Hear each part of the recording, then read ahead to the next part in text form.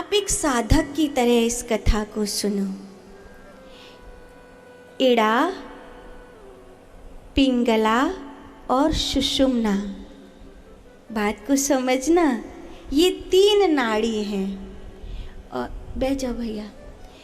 जब मूलाधार से लेकर ब्रह्मरंध्र तक इन 3 नाड़ियों की बात होती है तो बीच में मेरुदंड है।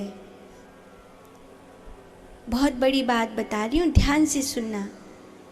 आपके भीतर त्रिपुरासुर है, मेरे भीतर त्रिपुरासुर है, और अपने त्रिपुरासुर को हम ही को मारना है। रीढ़ की हड्डी मूलाधार से लेकर गर्दन के ठीक ऊपर तक एक सीध में ऐसे डिब्बे डिब्बे डिब्बे की तरह कंगूरा कुंगरो बने हुए हैं। अध्यात्म जगत में अगर नाड़ियाँ देखी जाएं तो 72,000 नाड़ी हैं, 108 चक्र हैं।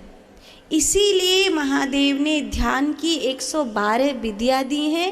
112 से ज़्यादा नहीं हो सकती, 112 से कम नहीं हो सकती। अब जब इड़ा, पिंगला और सुषुम्ना की बात होती है तो ये तीनों ऐसे राउंड में चलती है। जब ये तीनों इस तरह से राउंड में चलती है जैसे सर्प की तरह, इसलिए इसे कुंडली कहते हैं। कुंडलिनी को सर्प की तरह बताया गया है। लोग कुंडलिनी को जगाने से इसलिए डरते हैं कि इड़ा, पिंगला और सुषुम्ना तो सीध में है, लेकिन इड़ा और पिंगला कभी दाएं तो कभी बाएं अपने मेरुदंड के इस प्रकार एक छोर से दूसरे छोर पर बदलती हैं। मूलाधार से स्वाधिष्ठान, मणिपूरक, अनाहत, विशुद्ध चक्र और आज्ञा चक्र तक ये अपना क्रम बदलती रहती हैं। कभी सूर्य नाड़ी में तो कभी चंद्र नाड़ी में, जिसमें दाहिने भाग को सूर्य नाड़ी कहा जाता है और वाम भाग को चंद्र नाड़ी कहा जाता है। सूर्य नाड़ी और चंद्र नाड़ी के फर्क को आप प्रैक्टिकली ऐसे समझ सकते हैं कि किसी स्त्री की जब खैरी आँख, उल्टी आँख लेके तो शुभ होती है, उस सीधी आँख लेके तो कुछ अशुभ होता है। पुरुष की अगर खैरी आँख लेके तो शुभ होती है और सीधी आँख लेके तो माने विपरीत है मामला। अगर चंद्र नाड़ी में स्त्री की आँख का हल्का कंपन हो रहा है, बाजू का कंपन हो रहा है, हथेली में कंपन हो रहा है, तो कहीं ना कहीं उसके लिए चंद्र बल उसका मजबूत हो रहा है। उस स्त्री के लिए कुछ न कुछ शुभ होगा, ये उसके लक्षण है। ठीक वैसे ही पुरुष के लिए सूर्य नाड़ी पर लागू होता है। सीधी हथेली में कुछ सेंसेशन हो रहा है, बाजू में हो रहा है, आँख में हो रहा है, तो कहते हैं अब उसका जो सूर्य है वो प्रबल हो रहा है और उस पुरुष के लिए कुछ अच्छा होगा।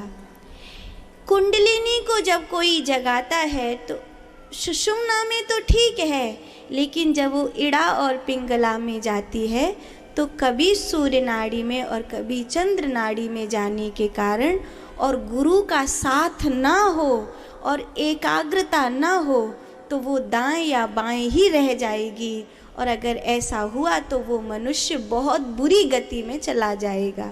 इससे तो अच्छा फिर कुंडलिनी को जगाए ही ना।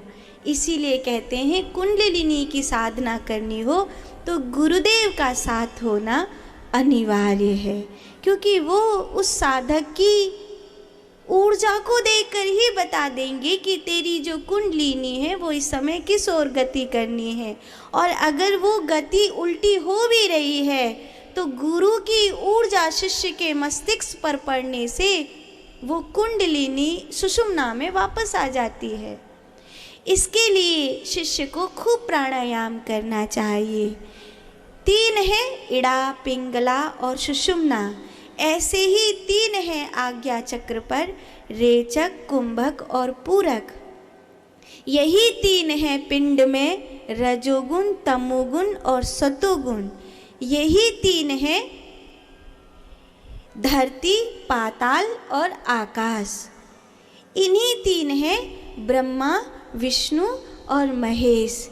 यही एक क्रम है जो त्रिपुरासुर को जीतने का एकमात्र